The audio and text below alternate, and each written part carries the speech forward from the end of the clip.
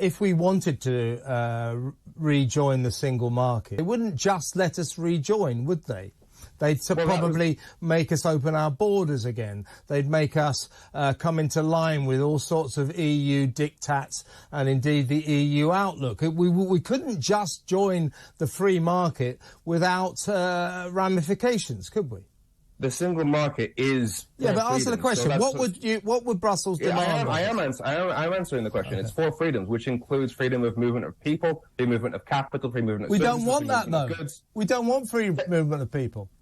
Says who? Our economy is... I'll tell you who says it. That's the British people. That's what they voted for. Primarily, they wanted sovereignty over their own borders. It's not going very well, I admit, but that's what they wanted. They do not want free movement. Immigration... No, Femi, address the point. Femi, please address the point. The British people do... Oh, come on. Don't just talk. Don't just talk. Please, listen to me.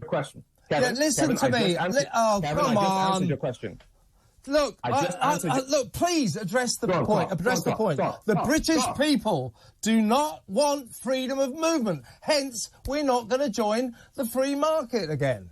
And I answered your question. Immigration was not on the ballot paper in 2016. And in both of the elections that followed, the majority voted for parties that were committed to staying in the EU single market, which includes immigration. And right now, our economy is crying out for workers. We have worker shortages across the country. The NHS is on its knees because we've lost doctors and nurses. Because in 2016, EU citizens made up 5% of the population, but 10% of our doctors. So immigration was one of the things... And of course, the great thing about that... The economist that the Tories use to make their decisions, the OBR, the Office of Budget Responsibility, says that the lack of immigration is one of the things that's making our economy. People across this country are struggling to keep their homes, pay their bills. They are in poverty, and Brexit is one of the things that has made things worse. The Bank of England confirmed recently that Brexit has added 6% of the cost of food. You may not be struggling, but people across this country, they really are. And Brexit is one of the things making this worse. And the government could make things better, and they're choosing not to.